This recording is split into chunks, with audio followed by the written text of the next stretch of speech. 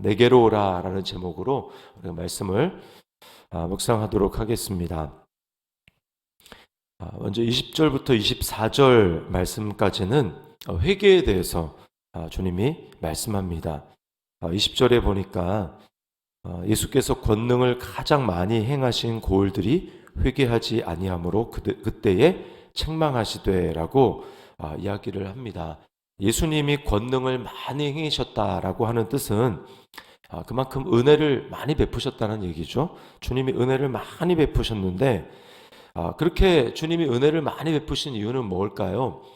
그냥 기적으로 끝나는 것이 아니라 회개하기를 기다리는 것입니다. 예수님의 메시지의 핵심은 회개하는 겁니다.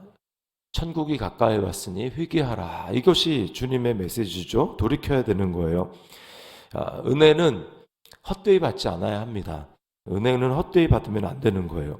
하나님의 은혜가 끊임없이 우리에게 주어지는데 하나님 우리에게 원하시는 것은 돌이켜서 회개하고 그래서 하나님이 기뻐하시는 원하시는 삶의 열매를 맺는 것입니다. 왜 권능을 많이 행하셨지만 회개하지 않았을까요? 그들이 은혜를 제대로 깨닫지 못했다는 것입니다.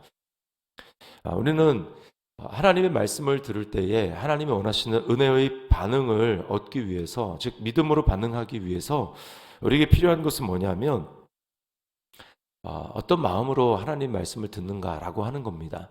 정말 그 말씀을 내가 알기를 원해서 또 그 말씀을 제대로 이해하기 위해서 또 하나님을 제대로 알기 위해서 그 말씀을 듣는가라고 하는 것입니다. 그러나 대부분 우리는 그렇게 말씀을 듣기보다는 열린 마음으로 말씀을 듣기보다는 또 믿으려는 마음으로 말씀을 듣기보다는 내 생각으로 판단하는 경우가 참 많이 있습니다. 내 지식으로 판단하는 경우가 많이 있습니다. 그러나 먼저 우리가 따져봐야 될 것은 나는 이 말씀대로 이 말씀이 내 삶의 실제가 되고 있는가? 나는 이 말씀대로 정말 살고 있는가? 또 이 말씀이 내 삶에 누려지고 있는가? 이 말씀으로 말미암아 나는 기쁜가? 이것을 먼저 따져봐야 되죠. 그렇지 못하다면 우리는 그 말씀을 제대로 알고 있는 게 아닙니다.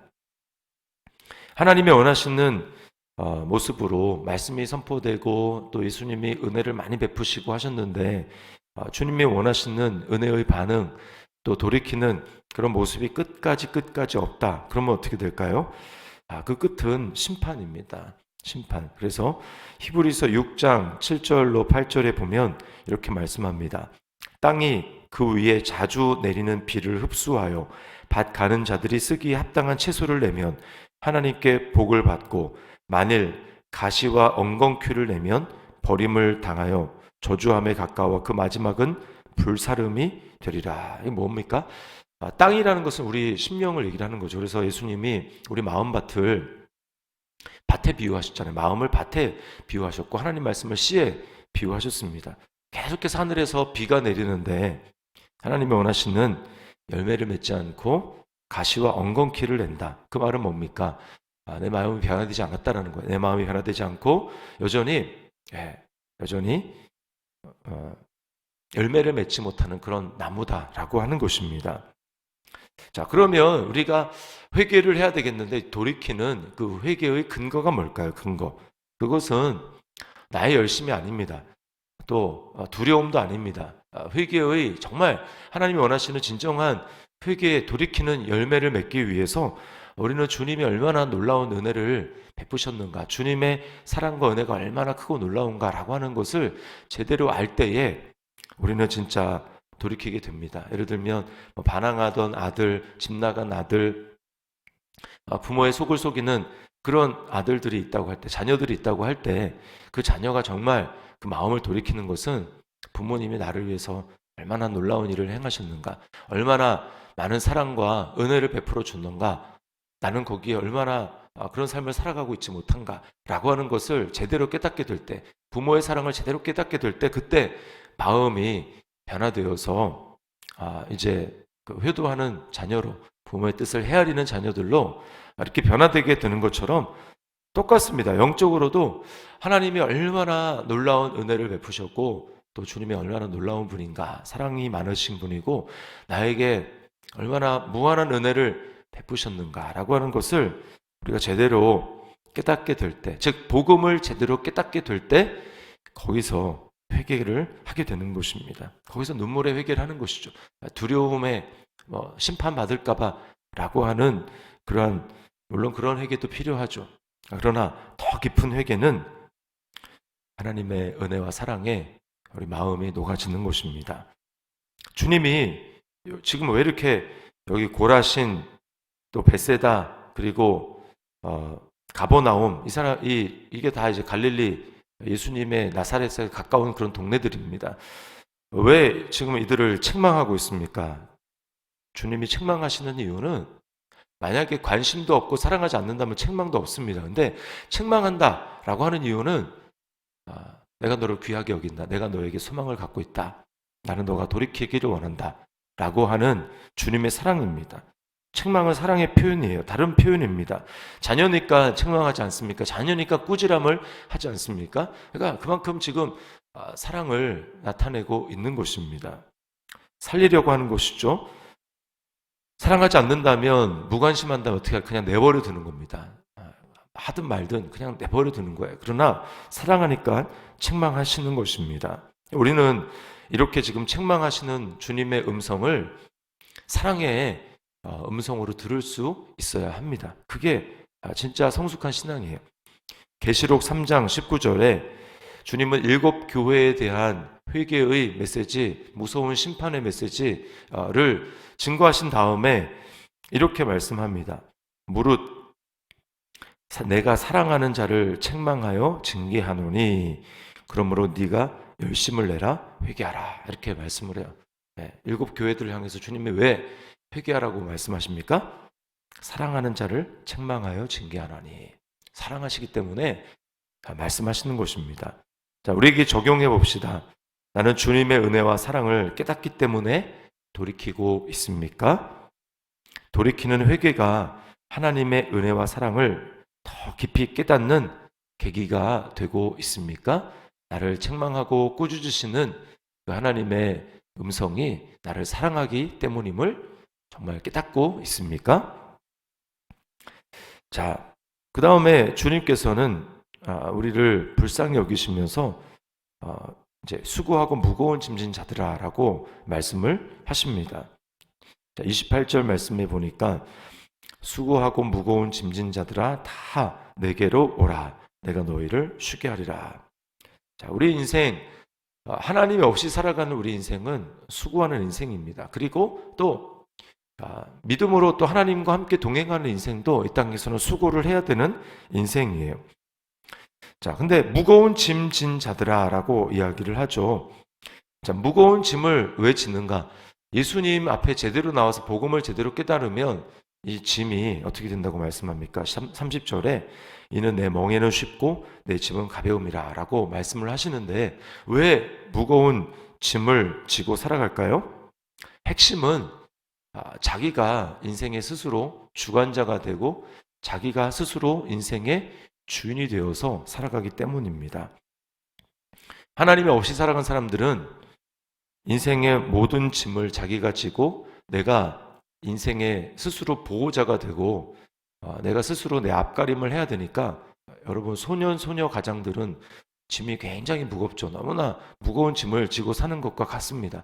하나님을 생각하지 않고 내가 그 인생의 짐을 다 지려고 하니까 그 짐이 엄청나게 무거운 것이죠. 무엇을 먹을까? 무엇을 마실까? 무엇을 입을까? 이는 다 이방인들이 구하는 것이라.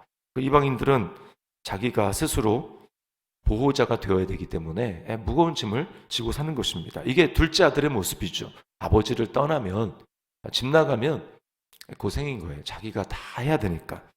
그런가 하면 종교적으로 또 짐을 무겁게 지고 사는 사람들이 있습니다. 이건 첫째 아들의 삶입니다. 유대인들이죠. 이것을 해야 되고 저것을 하지 말아야 되고, 또 하지 못하면 무거운 죄책감과 그런 마음을 가지고 살아갑니다. 아버지와 함께 있는 듯 했지만 쉼을 누리지 못하고 종과 다름없는 삶을 사는 것입니다. 이 핵심은 뭐냐? 두 사람 다 자기가 자기 힘으로 인생을 살아보려고 하는 것입니다. 어쨌든 자기 힘으로 살아보려는 삶에는 무거운 짐을 진 삶이고요. 거기에는 진정한 기쁨과 참 만족이 없습니다. 그 주님께서 다른 길, 제3의 길을 우리에게 말씀하시는데 그 길은 바로 예수님께로 오는 길입니다. 예수님께로. 예수님과의 친밀한 관계를 맺고 예수님과의 인격적인 관계를 맺고 예수님을 통해서 하나님을 정말 아버지로 믿고 살아가는 삶이에요. 너희 하늘 아버지께서 네 모든 것이 너에게 있어야 할 줄을 아시느니라. 내게로 오라 라고 말씀을 하십니다. 우리에게 질문해 봐야 됩니다. 나는 매일의 삶 가운데 어디를 향해서 가고 있는가? 내가 스스로 인생의 보호자가 되어서 입으로는 하나님을 고백한다고 하지만 실제 삶에서는 안 믿고 그러기 때문에 나는 전혀 다른 반응을 하고 있지는 않는가 라고 하는 것을 우리는 살펴보아야 합니다. 그리스도께서는 율법을 완성하셨기에 하나님의 의를 획득하셨고 십자가에서 죽음으로 나의 죄값을 치러주시고 주님이 그 완전하게 이룬 행위로 이루신 그 율법을 완전히 이루신 그 의를 우리에게 주셨습니다. 그래서 그리스도는 아버지의 뜻을 행함으로 온전한 기쁨을 누리셨고 그러셨기 때문에 주님이 뭐라고 말씀합니까? 나의 평안을 너에게 주노라. 또 나의 기쁨이 너에게 있어 너희로 기뻐하기를 내가 원한다 라고 말씀을 하십니다.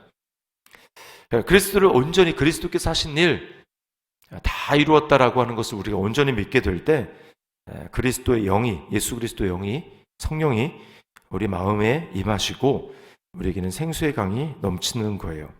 자, 그렇게 살아갈 수 있는 비결은 뭔가? 주님의 멍에를 매야 하는 것입니다. 주님의 멍에가 뭘까요? 십자가예요. 다른 게 아니라 십자가입니다. 주님이 매셨던 멍에는 십자가예요. 그러므로 우리도 그 십자가를 져야 합니다. 주님이 우리에게 말씀하셨죠. 아무든지 나를 따라오려거든 자기를 부인하고 날마다 자기 십자가를 메고 자기 십자가를 지고 나를 따를 것입니다. 그러므로 나의 멍에를 맨다라는 것은 십자가를 지는 삶입니다. 그 십자가를 지는 삶은 우리는 금욕과 고행의 삶이 아니에요. 계속해서 십자가는 뭡니까? 내가 하나님 없이 내가 스스로 주인되고 내가 모든 것을 내 힘으로 내 생각대로 내 감정대로 행하던 그 모든 옛사람 그것을 부인하는 거예요. 그것을 못 받고 이제는 그리스도 안에 내가 있음을 믿음으로 선포하고 믿음으로 살아가는 겁니다. 믿음으로. 행위를 똑같이 해도요. 예배를 똑같이 드려도 기도를 똑같이 해도 종교적인 열심으로 자기 열심으로 할 수도 있고요. 아니면 정말 그리스도 안에 있는 믿음으로 할 수도 있어요. 그러나 나타나는 결과는 전혀 다릅니다. 주님이 말씀하시기에 정말 예수님께로 가고 예수님이 주는 참된 쉼을 누리기 위해서는 주님의 멍에를 매야 합니다. 그것은 십자가예요. 날마다 내가 그리스도와 함께 십자가에 못 박혔음을 믿고 내 안에 사는 분은 예수 그리스도라는 것을 믿고 그리고 그렇기 때문에 나의 육신에 예전에 살던 나의 모습대로 그런 모든 내 생각, 내 감정, 내 판단 그것은 십자가에 못 박아야 합니다. 못 박고 나는 그리스도 안에 있는 존재라는 것을 믿음으로 선포하고 믿음의 행위로 살아가야 돼요. 그럴 때 우리는 순종할 수 있고 돌이킬 수 있고 하나님을 기쁘시게 하는 삶의 열매를 맺게 되는 것입니다. 자, 적용입니다. 주님의 멍에인 십자가를 나도 치고 있습니까? 나의 옛 자아를 날마다 십자가에 못 박음으로 진정한 안식을 누리고 있습니까? 오늘 내게로 오라 라고 하신 주님의 말씀대로 우리 주님께로 정말 감으로 삶에 하나님이 원하시는 열매를 맺어 드릴 수 있기를 그런 저와 여러분의 삶이 될 수 있기를 주님의 이름으로 축원합니다.